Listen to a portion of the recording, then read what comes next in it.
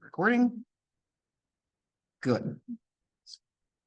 Okay, so thanks to everybody who submitted responses for the background check. If you haven't submitted a response, please do so. I made it due tonight, just in case if anybody hasn't gotten it in yet. So put it in there and go with the points. Uh, based on based on the results, we're probably going to go through most of the things, not, about half of the things that I put on this survey. So today we're going to be going over the data structures from here. I think the only one we're not going to touch on in detail is lists and vectors. It seems like for everything else, at most half of the people in this room, have a familiarity with it, and we would we need proficiency in these kinds of structures in order to progress further. And so we're going to go over pretty much all of these today. It's going to be fast tracked in the sense that we're not going to go over it in the same level of detail like the 321 class would because we don't have an entire semester. But if you guys are still having issues with it, or if you have additional questions, there's office hours right after class and we can discuss in further detail. So as for the other things, we're not gonna really cover Git Linux commands or SSH or anything like that. We're gonna use them in this class extensively. It's also gonna be part of the large number of live demos I plan on doing in this class. And so that combined with office hours and the internet, I think you guys will be okay. But again, if you have questions about any of this stuff, you can come to office hours and we can talk about it. And with Python, it seems the majority of people are okay with, me going ahead and not spending too much time on Python specifically. And, we can also cover this outside of class too if you want, extra coverage of the material or something. And we will also be using Jupyter notebooks extensively. They're really simple. That's what I'm going to do with, all of the live coding demonstrations. It's just easier to do that way. And if you need help setting it up, we can have a workshop after class to maybe do that too. And for SQL, we're probably not going to cover the more common stuff like the select statement or group by or joins. We are going to talk about how those things are implemented in a distributed system because it is very different from what you would have in like a mainstream live service SQL database like Postgres or MySQL. So we're mainly going to discuss those differences in terms of the semantics of the SQL operations, like in a distributed system and in a non-distributed system. The joins do the same thing, group bys do the same thing, window functions do the same thing, but under the hood, the data is handled very, very differently. And so that's mostly what we're going to focus on. So I'm not going to focus on the syntax so much of SQL. And the assumption moving forward is that you'll be familiar with the syntax and how SQL operations work. But we can also cover it in office hours if you need help with that. Questions about that? Okay. So it also seems like there's not a whole lot of functional programming experience around here, which is fine. We don't really teach functional programming that much at the university. The only exposure I got to it while I was here was we covered it for like 3 weeks in the programming languages class, like what was the number? 354. And that was the only exposure I got to it. And especially if you've never seen it before, functional programming is like weird. It's really weird. It's so counterintuitive, especially when you start out and you learn things like object-oriented programming first, and then maybe you learn something like C in systems programming. It's a totally different mindset and a totally different way of thinking. And it's kind of alien, honestly. And you have to learn how to think about problems in a different way in order to program like this. So I remember being really frustrated when I first started learning functional programming. You kind of just have to like keep at it and keep trying things. And we will do plenty of exercises in this class with functional programming. So I can answer all sorts of questions we were doing. And so it's not as if functional programming is particularly complex. It's just very different. And it requires a different way of thinking about problems. And lastly, everybody has a laptop they can bring here. Great. Okay. Any questions about the survey or anything, or you want to just dive into the data structures? Let's go. I love talking about data structures. Yay. Okay. So we have a lot to talk about. We're going to cover arrays, decks, linked lists, hash tables, B-tree sets, and graphs. Yay. Although those last two, sets and graphs, they're not so much data structures as they are, constructs that you can use to represent data, and sets and graphs are implemented via data structures under the hood. But I kind of just put them in there because it's important to think about certain ideas in terms of sets and graphs. And they're highly related to these other concepts above because practically everything can be implemented with a combination of these five things. That's the cool thing about computer science. It's kind of like chemistry in that way. You have what, 100 different unique elements in the periodic table, and maybe a couple hundred unique atoms if you factor in isotopes, but like how many different kinds of molecules can you have? And computer science is very similar in that way, in the sense that you can build practically any piece of software using those five data structures up on the top. It's really cool. And there are some of them are more niche than others, but there are pieces of software I have written for Count in my job that use all of these, all seven. And that was a fun project. Okay, so we first got to talk about runtime complexity when we first start talking about data structures. So we use big O notation to, communicate what the time complexity of an operation is. And big O notation communicates what the speed of an operation is relative to the current size of the data structure. And some of these operational runtimes are inconsistent in that they have amortized time, in that sometimes they take one complexity class, and another time they might take a different complexity class. And we'll go over examples of operations that use amortized time differently, or in some that use amortized time. These are the most common complexity classes you're going to see. This is big O of one, which is constant time. We love constant time operations. They're wonderful. And log n, or logarithmic time, is not quite as good, but it's still great. And, I've written plenty of applications that use logarithmic time operations, and they work wonderfully. When you get to linear and above, I start swearing because because it's really slow, and it doesn't sound like it's really slow. You can say, oh, this operation takes the same amount of time as the number of things that are in the data structure. The data structure has five things, so you need, five cycles or five sub operations in order to complete this query that you want to do. Well, it turns out when you have a billion things in your data structure, big O of n takes a long time. And so things get nasty really, really quickly when increase the complexity class even by a little bit. So linear is already bad, n log n is horrible, and n squared a lot of the time is just completely undoable. You cannot really do most n squared operations when you're dealing with a billion rows. It just doesn't work. That's a constant frustration for me because I work with graphs a lot at Count, and a lot of graphs have, quadratic time algorithms. And sometimes some representations of graphs take quadratic space. And because of those things, and because the graphs are so big, it really limits the types of things we can do with them, which is frustrating because you're like, I have all this data here, but I can't find out anything about it because it's too big. And it's annoying. But I'm going to teach you in this class how to deal with that. So that'll be fun.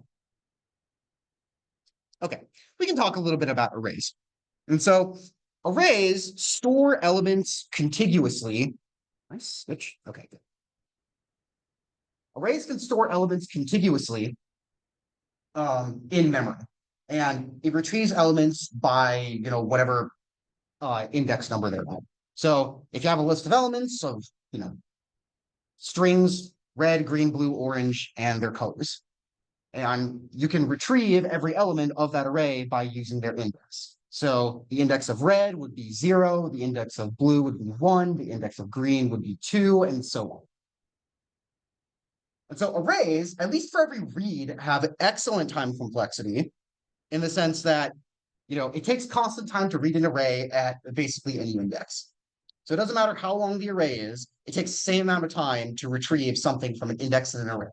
So if you have to have a billion rows, if you know what the index is of the thing that you want to get, it's constant time. And constant time is usually, well, it depends on your system, and how the data is organized in that way. But if you're dealing with just an array locally, it should probably take under a microsecond. It's a very fast operation. But when you're not doing reads and you're doing writes, things get a little bit more complicated. So when you want to add an element, not only like where you add the element in this array really matters when in terms of how fast it is. So if you add an element at the end of an array, it usually takes constant time. I say usually because there are occasions where it might take linear time. And the reason for that is due to how arrays are represented. And so we can look at that here.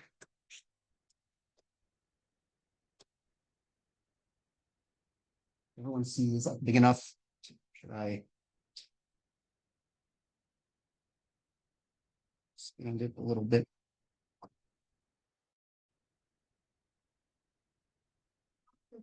Yeah. Oh, no, no worries. You can provide this PPT, right? Oh, yeah. Yeah, I'll provide the slides. No problem. Okay. So you can create this array.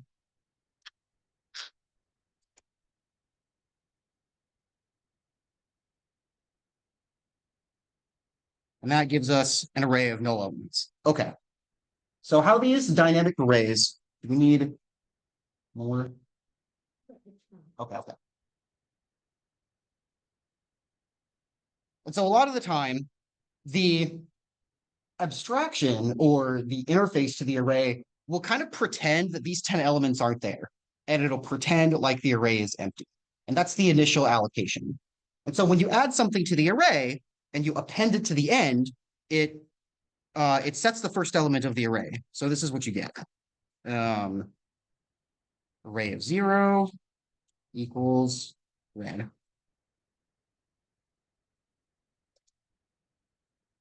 Okay, now that element is set to red, and the rest of them are still set to the null value. And so you can set the values of, you know, every element in this array until you get to the end. And then when you get to the end, what happens? What do you need to do if you want to add another element? Yes, you need to create a new one and copy it over. And so the next, what was that? Oh. And so the next element, the next array that we might create could be, you know, twice as long. That's usually what happens.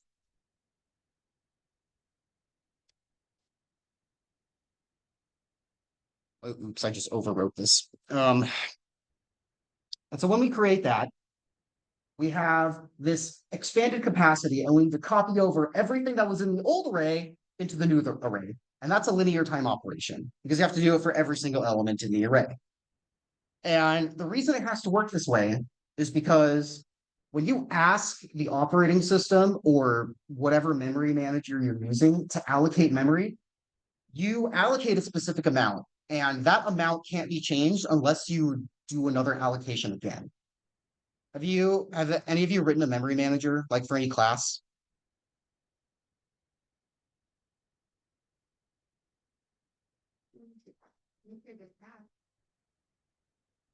A cache? Oh, I'm talking about more like OS class. So the memory space of, you know, any Unix process, Unix is the operating system that we're going to be mainly using in this class. The memory space of any Unix process, basically just this array of bytes somewhere. And your memory manager manages a section of that memory space called the heap. And whenever you need space to store something, you have to go and ask the memory manager to allocate that space for you. And so it takes a section of that memory space and defines it and says, okay, this is yours now. And the reason it has to do it that way, and the reason it can't just expand that automatically, is because you use allocations all the time when you write code. And so, you ask for an allocation, it gives it to you, and that space is yours. But the space right next to it, it might allocate that next for something completely different. And so if you just expanded your allocation in order to create room for the things that you wanted to append to your array, you might be overwriting other data that other parts of your program are using. Does that make sense? Yeah. So this is why you have to do that reallocation.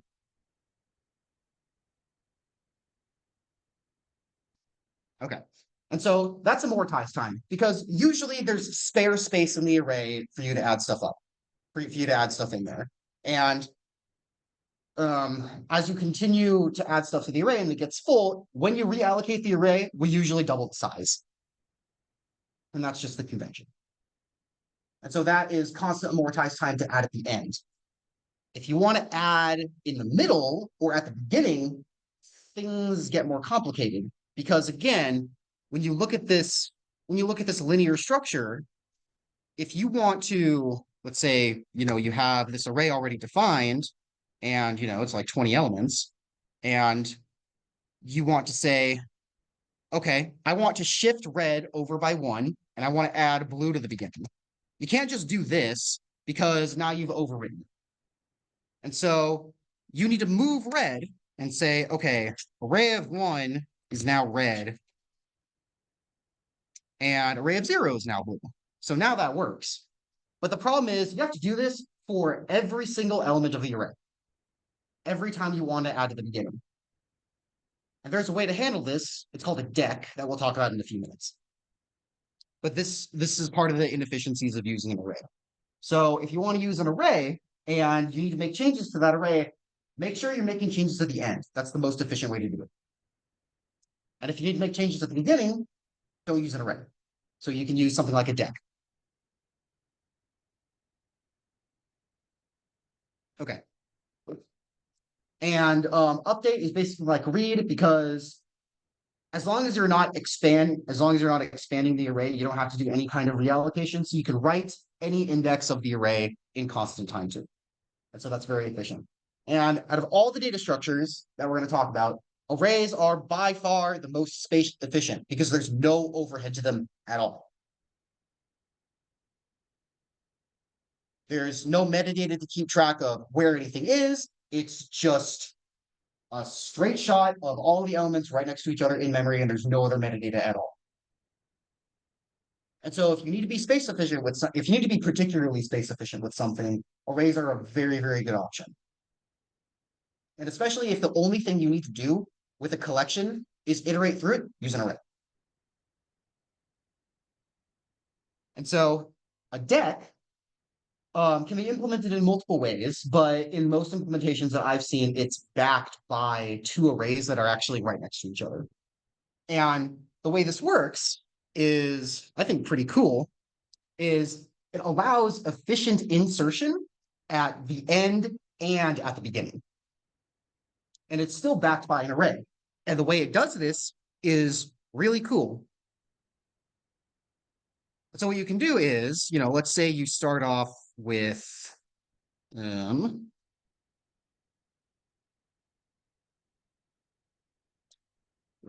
array of 5 elements, and you set one of them to blue, and this is what our array looks like now. And so let's say you wanted to add red to the beginning. What you actually do is you need to keep track of a start pointer and an end pointer. And so the start pointer for this is going to be, 0, because that's where the first element is. if you're gonna, and our end pointer is gonna be because exclusively that's where the array also ends. But now what you need to do is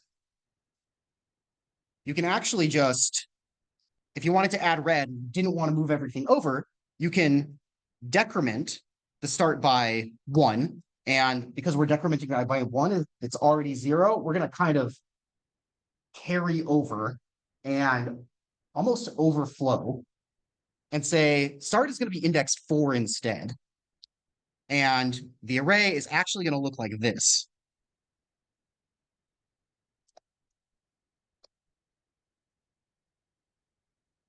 So the actual start of the array is going to be at red, and then it's going to continue to blue. And every time you go over the edge when you're iterating, you start over at the beginning.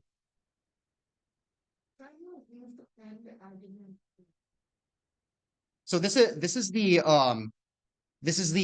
index of the end of the deck. So if you wanted to add something to the end of the deck, you would need to increment the end pointer. So if you wanted to say, if you wanted to add like green right after that, you would say array of 1 to green. You decrement the end by 2. And then you have green. And then if you wanted to iterate through the array, what you would do is you'd have to do 2 for loops. You do 4.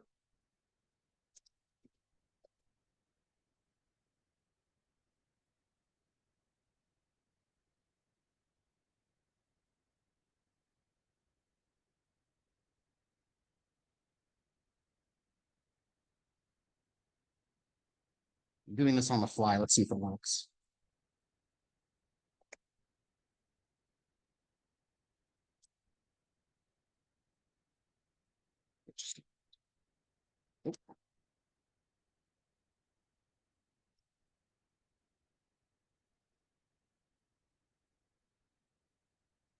Oh, that's what it was. You have to, this is exclusive. What is happening?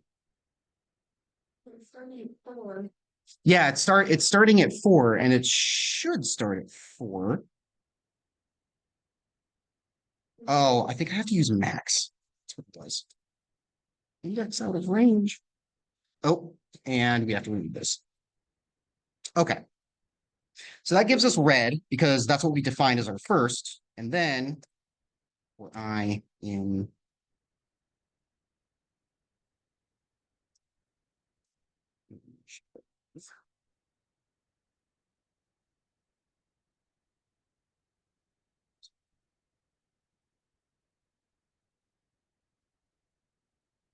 this probably won't work in the general case, but it'll work in this one.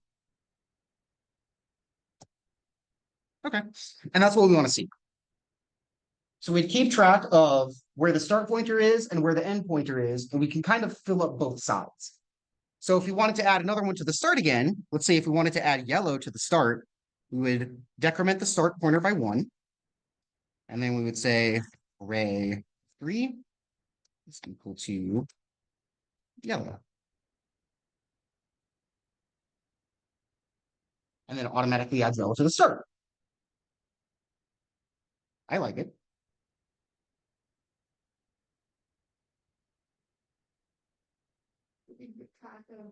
Your roots first of it, and then you just subtracting. They're putting your bodies down. When your pointers and your units go. Yeah.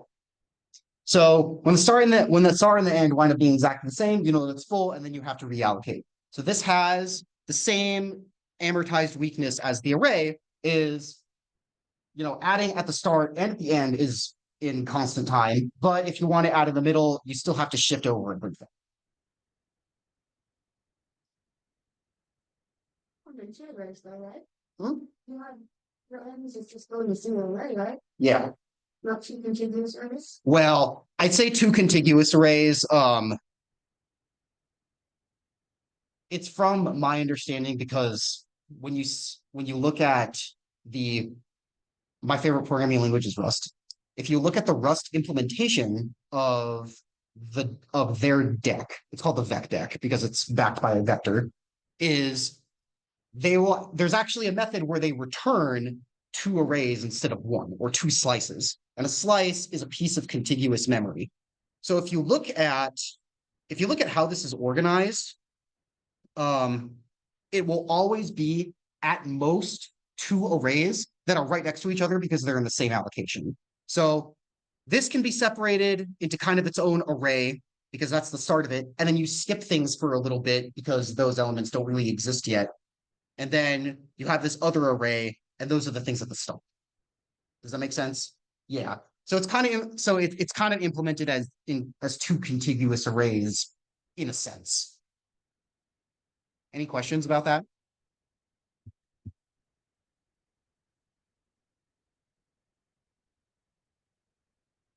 But it's not two separate allocations. It's one allocation that has two arrays in it.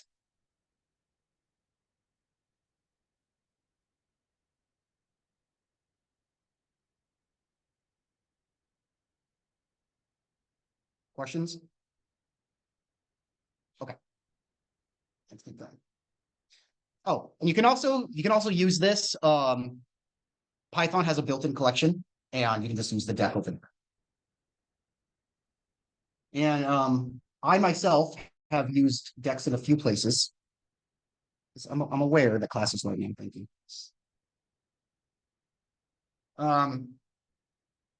Yeah. Okay. So if you ever need to use the deck, you can use that. A linked list stores elements in a chain of nodes. So instead of being backed by a single allocation, every element takes up its own allocation. And so this has different trade-offs from that of a deck, in the sense that it has pointers to the start and the end nodes at the end of the beginning. And you can have a singly linked list or a doubly linked list in the sense that every node might have a pointer to the next one, or it might have both a pointer to the next one and a pointer to the previous one. So a list where a node has only a pointer to the next node is a singly linked list, and where it has both, it's a doubly linked list. Okay. And every operation, so, create, read, update, delete, or CRUD, every CRUD operation on this list is constant time at the end and at the start, and it's linear time if you start going towards the middle, because you have to iterate through all of the nodes in order to set that element in the middle. Does that make sense? Because you only have pointers to the start or the end.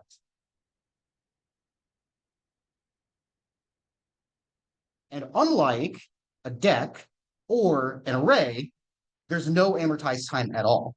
So it always takes constant time to add to the end and the beginning of a linked list. So an array, a deck, and a linked list are all linear structures. Where would you use each of them? So I want everybody to kind of split off into groups and kind of discuss where they would use a deck, where they would use an array, where they would use a linked list. And I'm going to give you a kind of a spoiler, is that linked lists are not very useful. I've never used them.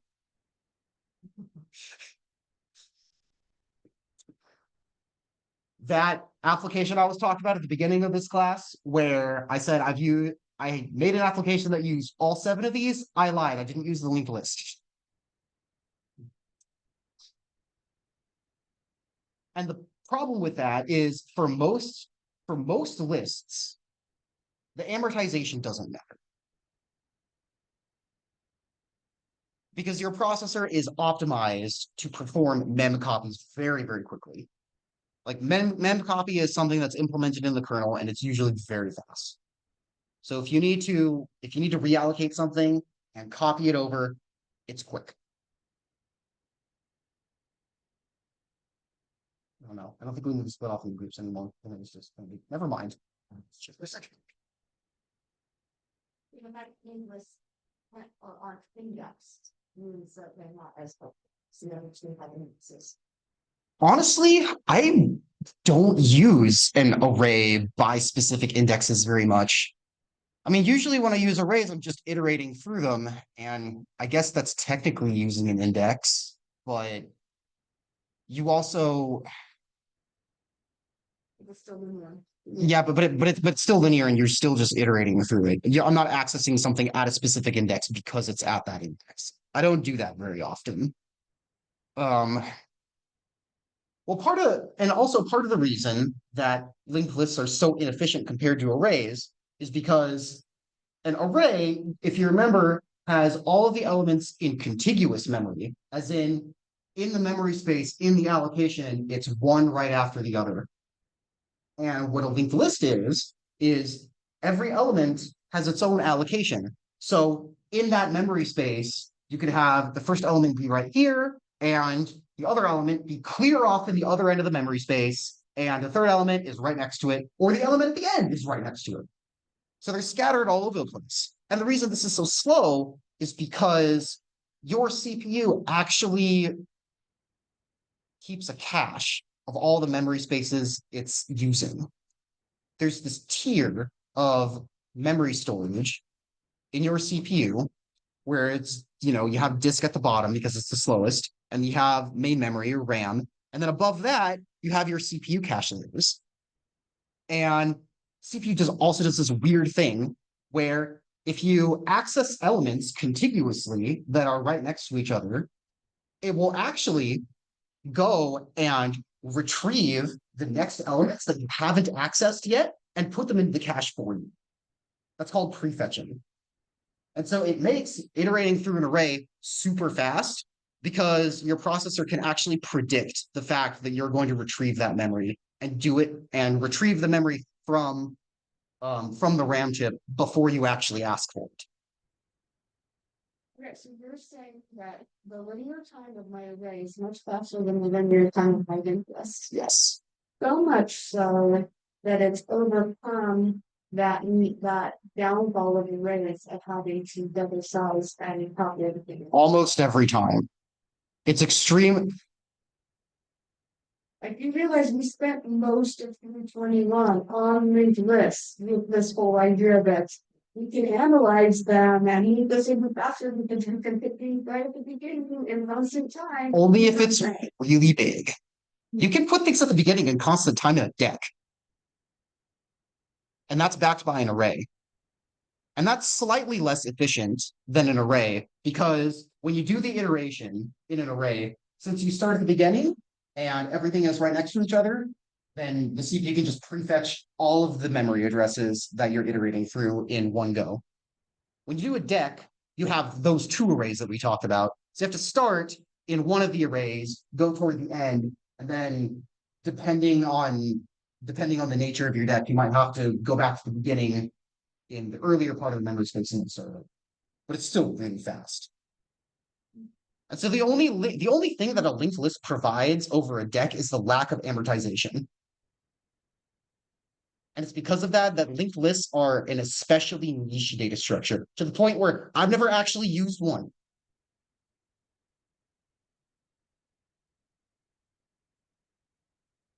And one of the other reasons it's so slow is garbage collection. Is that every time you allocate something, and especially if you're keeping those allocations around for a long time, the garbage collector will have to parse through all of them every single time it stops the world and does a scan to figure out which memory it needs to release.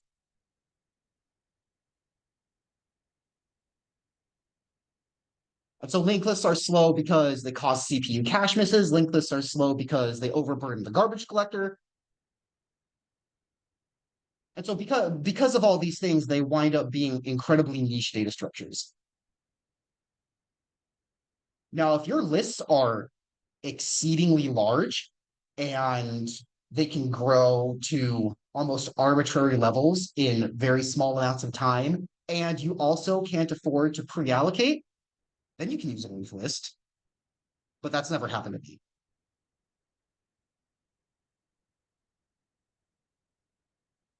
And especially if you know you have an upper limit to to what the size of your list is going to be, you can use a deck because you can just pre-allocate that huge amount of space because memory is cheap and just keep it there.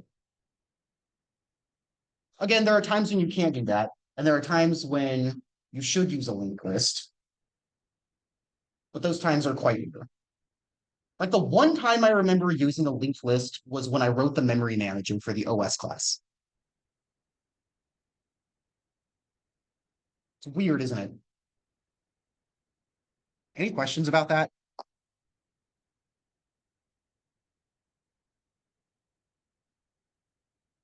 Okay.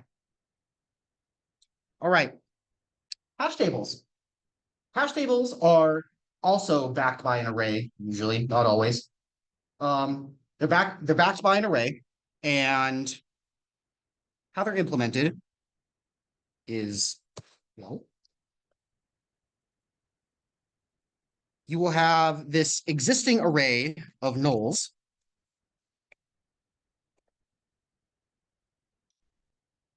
Or whatever the default value in your language is.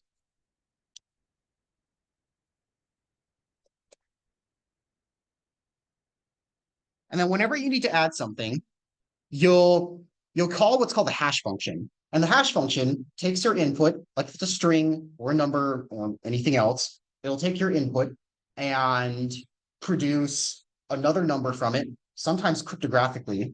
By default, that's what the Rust standard library hash map does, is that it will, along with a random state, cryptographically hash your strings or something, and then find an index in the backing array to put your key in value.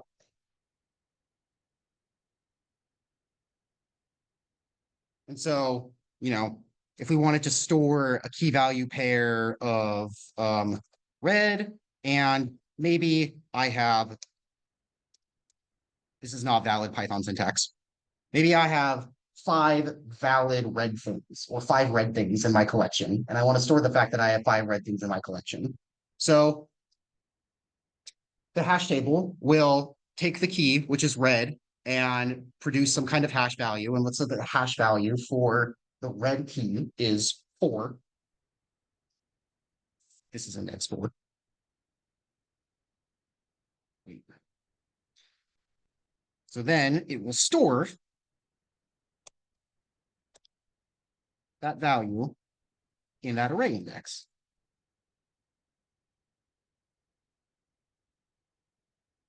Whoa.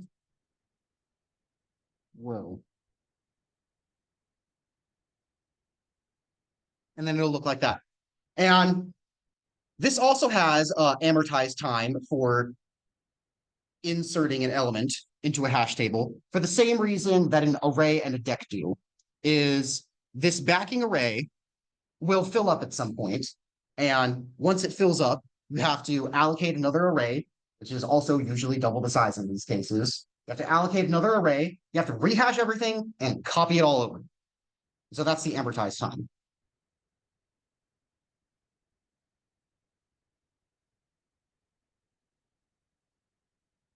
Questions about hash tables? So so is Python doing that underneath was storing it in arrays and it's doing the copying, you don't have to do that. Oh, yeah. These implementation notes, oh yeah, at the bottom, it tells you if you want to use an array, this is how you would use it in Python. So if you want to use an array, it's just a Python list. If you want to use a deck in Python, you can use Python collections.deck. If you want to use a linked list, there's an L list library, but you probably don't want to use a linked list.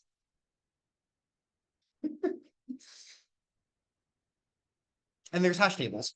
And a Python dictionary is just a hash table. And so you're right. Most APIs, when you're using a hash table in some kind of library, they will automatically do this for you. So when you add, they will maintain the back end of, this pre-allocated array. They will maintain it for you. And Python lists do exactly the same thing. So Python lists, you can add stuff to the list and you can remove stuff from the list, but under the hood, Python has this array of a constant length that's used to represent it. And when that array is full, it will reallocate, copy it over, and you don't know any better. You don't see that bubble.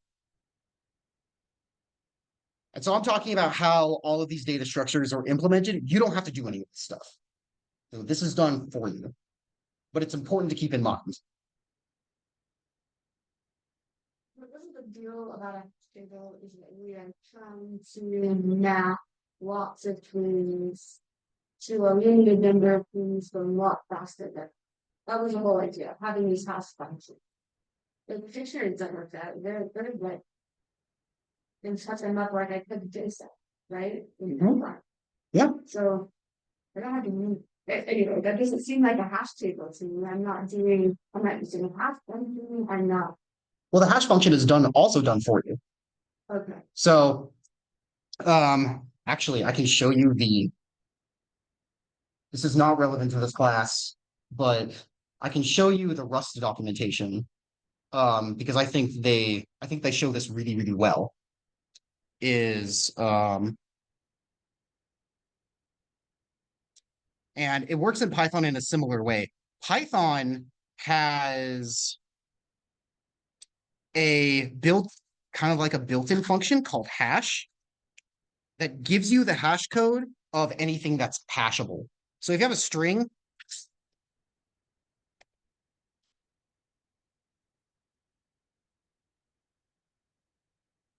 that's the hash code of the red string.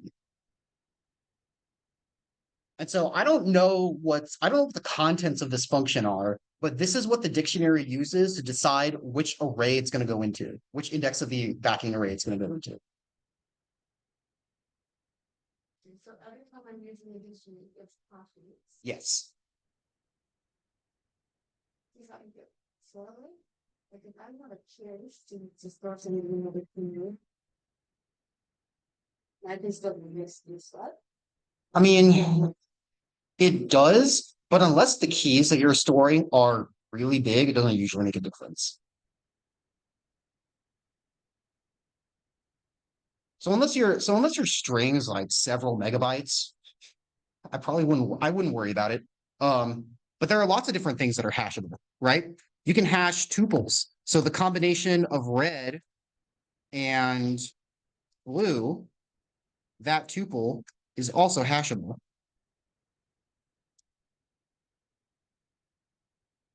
So that has its own hash value. And so you can store this tuple as a key in a hash map somewhere, right? You can store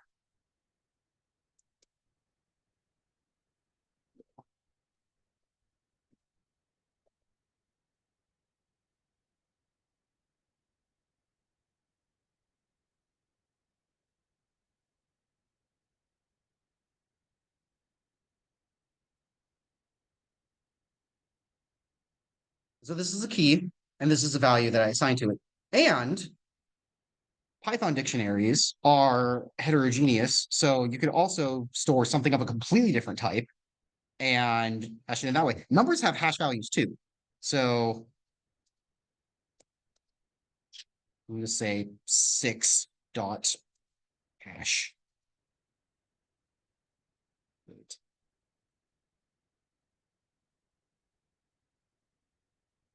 Yeah.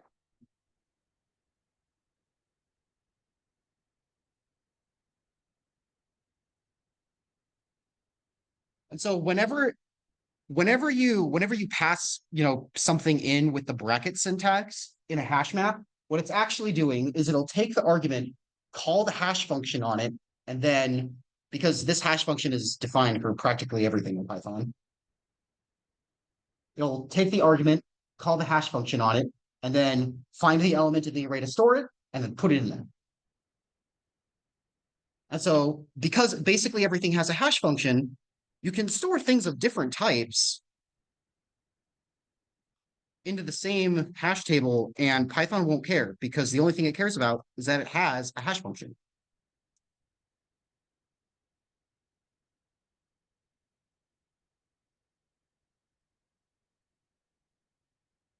Any questions?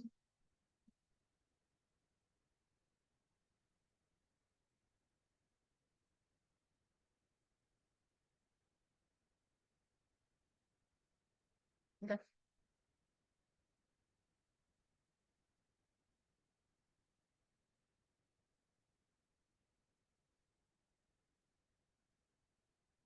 All right. Lastly, these are my favorite, B trees. Now, the people who have taken 321 at this university will have implemented a B tree, and you might have post-traumatic nightmares about it. You're nodding. But B trees are wonderful. They are a balanced tree in the sense that every leaf node in this tree is the same depth from the root. And that makes lookups really, really efficient. And they can be used to implement all sorts of things. You can even implement an ordered list with them. So if you wanted something like an array, but you also wanted to be able to just insert things into the middle, you can do that in logarithmic time with a B tree. It also means if you want to add to and from the ends, that's also logarithmic time. But logarithmic time is almost as good as constant time. It still scales incredibly well.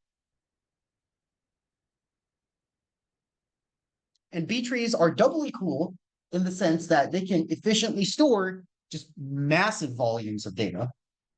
Like your file system on your computer uses B trees to store large files.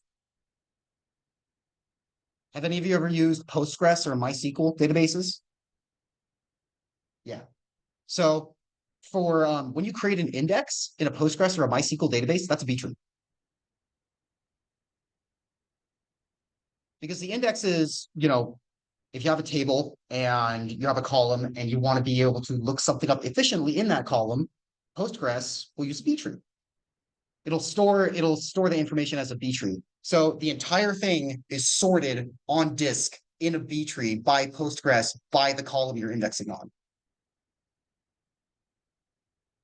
It's pretty crazy that all the famous software in the world basically just uses these 5 data structures. And there are a few specialized ones for niche applications, but mostly just this.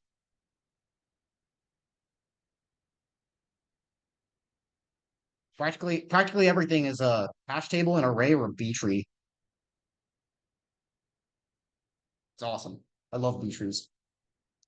I also love B trees because the data is basically sorted automatically.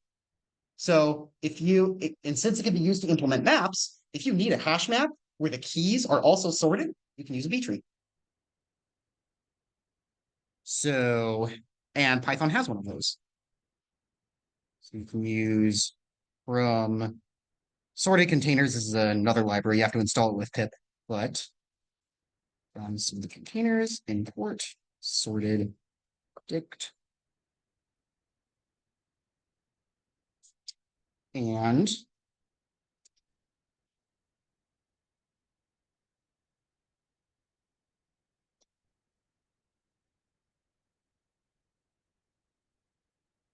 what's your favorite color? Black. Black?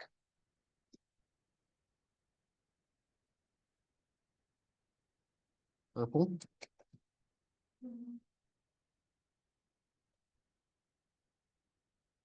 White. Huh? White.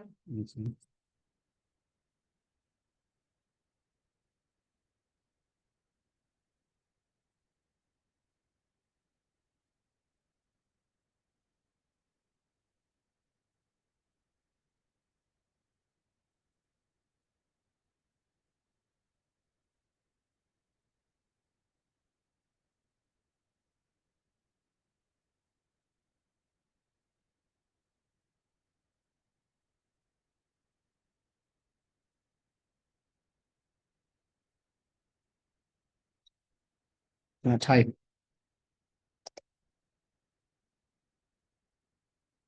Look at that. All the keys are sorted alphabetically, automatically. We didn't insert them in this order,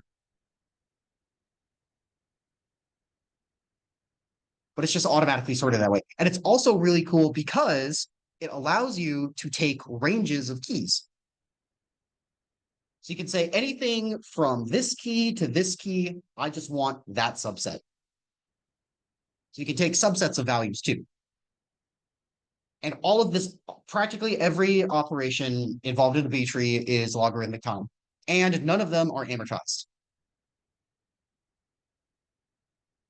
which is another reason they're so good at handling large volumes of data. That's why they're used to implement something like Postgres, which is where you can have 500 million rows in Postgres, and no matter how many rows you keep adding, it all just takes logarithmic time every time. So it's extremely reliable and very consistent. That's why I love B-trees so. Yeah. Huh? Oh, nothing. It's just a value. So I just put it in there as the value. So we can do something else, like um the length of the color note of the color string. And that's not going to affect the sort. So it's only sorted by the keys and not by the values.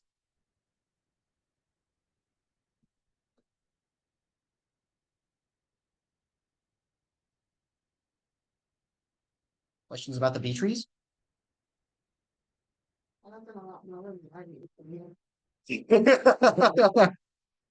Yeah, me too. Nobody likes dealing with custom data structures. Those things are a pain. They need to be so meticulous and tested, but they're wonderful.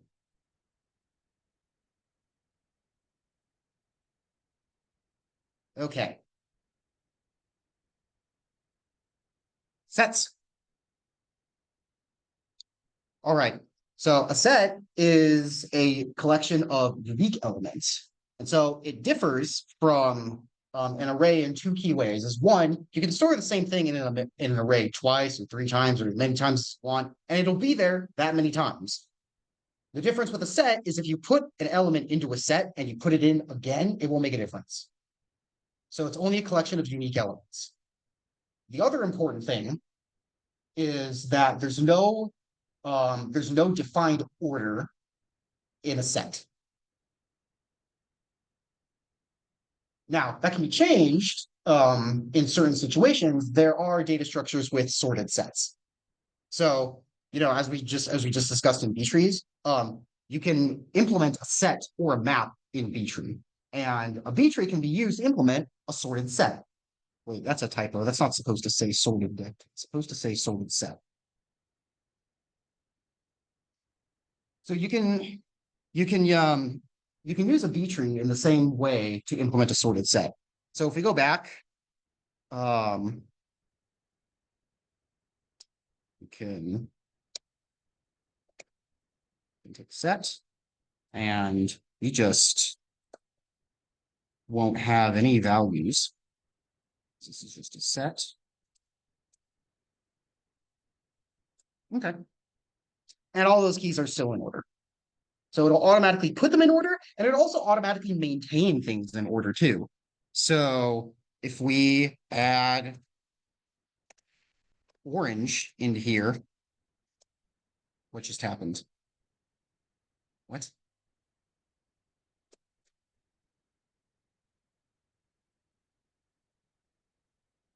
I'm confused.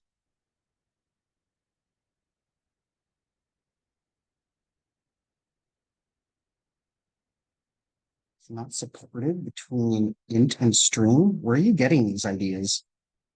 Where did you see an integer as a key? Hello? Um,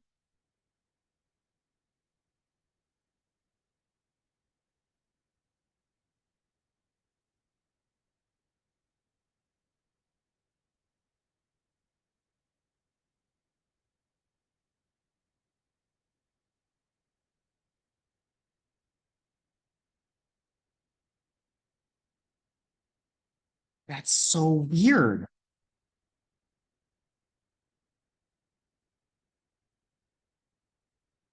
Does it need a particular like?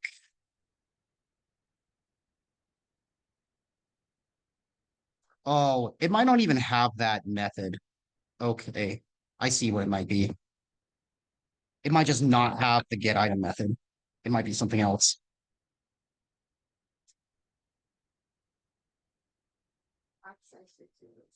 Yeah, let me see. We're gonna sort of set. That's interesting. So you can do add. Okay.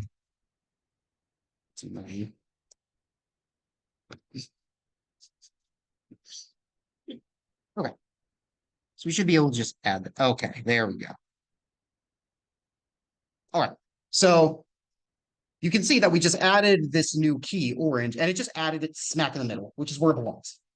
So it'll maintain the sorted order even as you continue adding new keys, which I love. It's nice. Okay. So you can back a set by a tree. You can also back it with a hash table.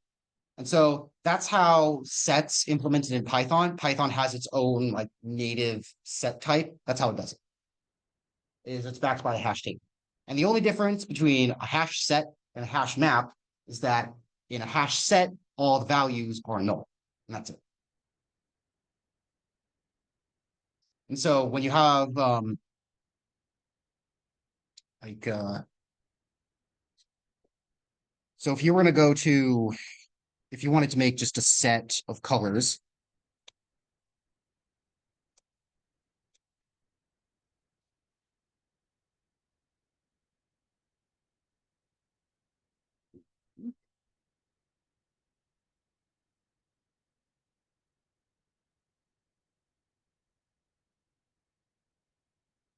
okay.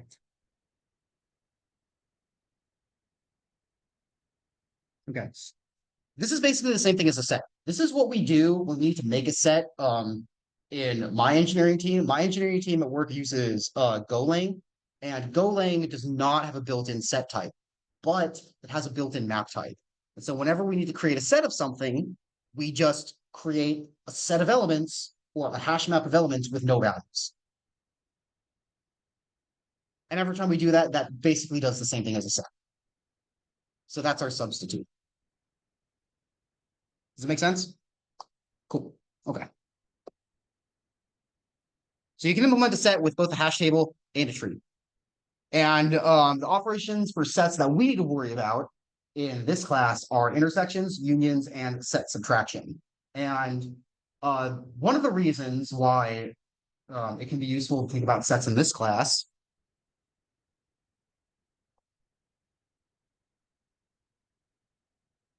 one of the reasons it can be useful to think about sets in this class is the data frames that we're going to be using in Spark are basically sets. You can do intersection operations, union operations, and subtractions on entire data frames in Spark. So not only can you use sets for, individual rows and the operations in there, you can think of entire data frames as just sets.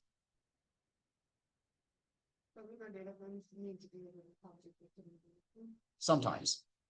So that's the other thing, is that with most set operations, in data frames, they will automatically remove duplicates. So if you don't want to do that, then don't. Then you shouldn't use any of the set operations if you need duplicates. But it will treat, every combination of things as unique. So here, I'll give you an example.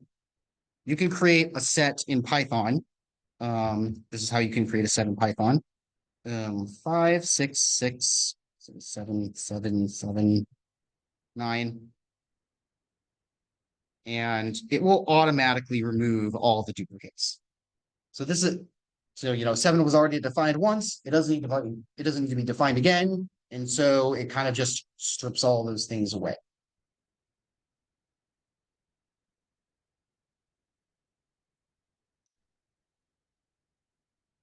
Okay. Oh yeah, we should talk about subtraction too. And Python also has all of these set operations, so union, intersect, subtraction, conveniently implemented for you.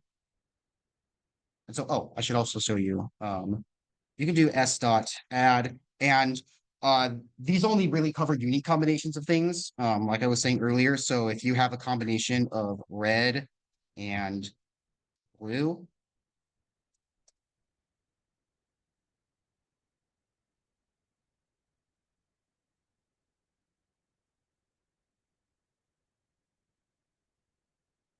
then that can be part of the set.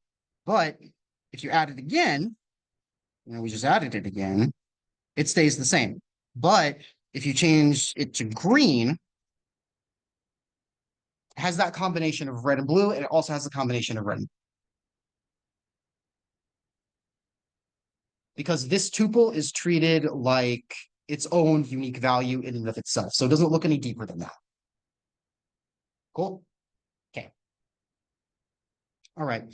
So as I said, Python has these set operations available to you just out of the blocks, which is really nice. So if you want to say s is this value, forgot what value it is, that's what it is. And if you want to create another set value, you can do let's say this value has 6, this value has 8 and 10. And so you can create a union of these two sets using the pipe operator in Spark, and that will give you another set, which is the union of those two sets.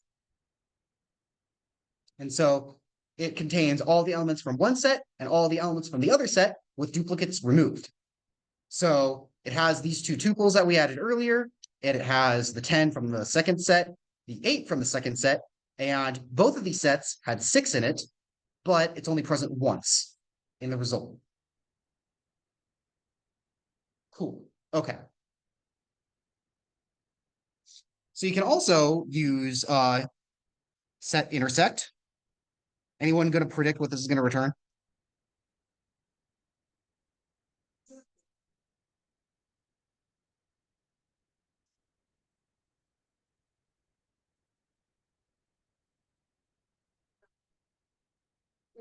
Six.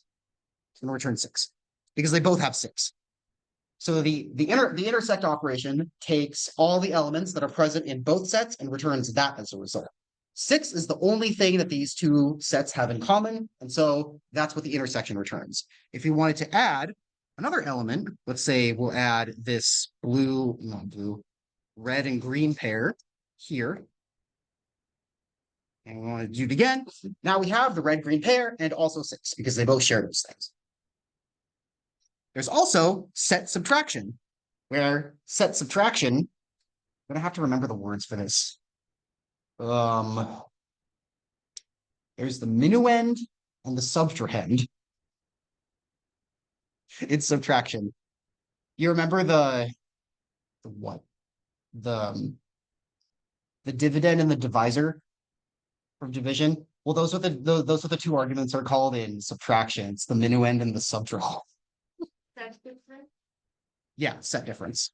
So set subtraction, set difference, that kind of thing. So I believe the first one is the minuend and the second one is the subtrahend. Okay. So Red, 5, 7, 9, 8. so what the set difference does, or the set subtraction does, is it takes all of the elements that are in the second set and removes them from the first set. So what do we think the result of this operation is going to be? Okay. Red, 5, 7, 9. Yes, there we go. We got it. Perfect. Okay. And if we do the inverse, this is not a commutative operation. What do we get now?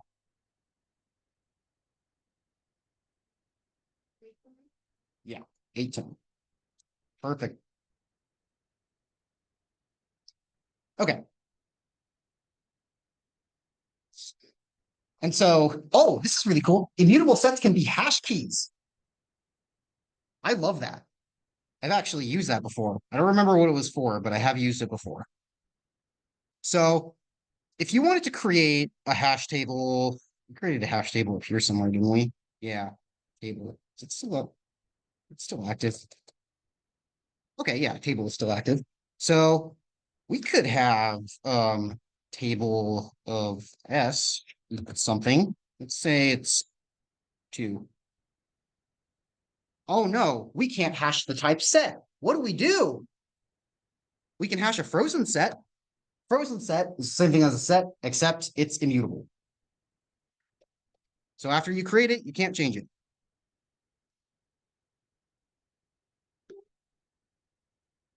Then, when we print out table, we have a frozen set.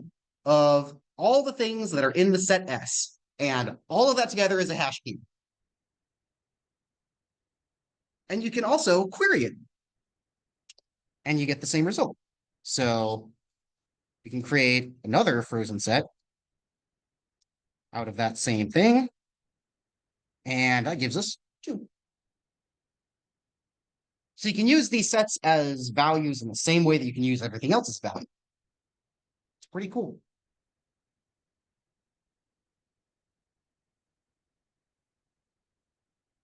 Questions about the frozen sets? Oh, also, who can tell me why you can hash a frozen set but not a set? Who can tell me why you're allowed to hash a frozen set, but you're not allowed to hash a set? It's not actually like set value, it's just a pointer. And updating the set will change pointer. So, yes, mostly. Big one. Yeah. So this value S is indeed a pointer, but frozen set, when you create a frozen set, that is also a pointer. And so the problem is, if you were to have a set S and you were to store that set S as a key in a table, and you'd set that key to a value of some sort. So you have that set stored in the table, stored in the hash table somewhere. Let's say you change that set to add a value or remove a value. If you do that, the hash value of that set will change, right? Because it's a completely different set now, because you added or removed an object. And so, we would say, like, let's say we wanted to union the set with another frozen set of 9. That gives us something. What just happened? Oh. That gives. What? Wait, no. Oh, 9 is already in the set. Okay. So that's not going to work. So it didn't find the set that includes 23, because the set that includes 23 is different than the set that doesn't include 23. And because of that, a key is not allowed to change its hash value once it gets put into the hash. And so if you add or remove things from the set, you are changing that hash value. And that is a fundamentally unsafe operation because, you hash the value, it has that hash value. Based on the hash value, it gets put into a specific index. And so let's say you update the set and you can't just have everything else magically update, right? You'd have to take the value out of the hash table, make the change to the set, freeze it again, and then put the value back in the hash table because now it has a different hash value and it has to be put into a different index within the hash table.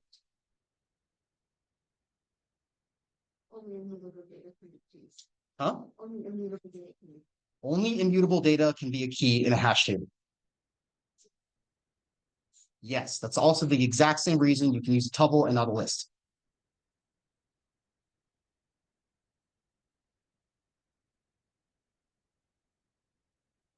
Any questions on any of these structures? We have 5 minutes left.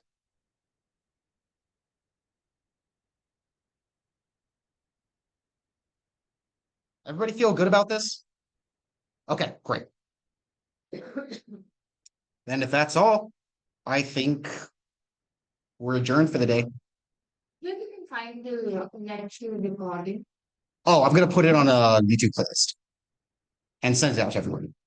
Okay. I figure YouTube is nicer than Panopto. And we said that at last we will let's know how to set the Jupyter notebook. Yeah, so we can talk about that like now after class if you wanted to. We know we need to be going to have I mean, you can for your submission. I'm not gonna let anybody submit a Jupyter notebook. So you're gonna have to make it a regular Python file because of issues that we have dealt with the data scientists at work is Jupyter notebooks can get incredibly complex and hard to manage. That is true regardless of who's doing it. I have created plenty of Jupyter notebooks that I would never let another human see because they're so messy.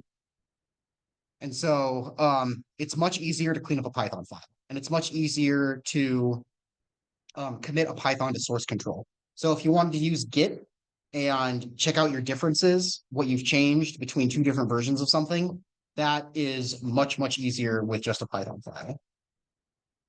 And not to mention, there can't be any confusion with a Python file on the order that things are run because you just run the file.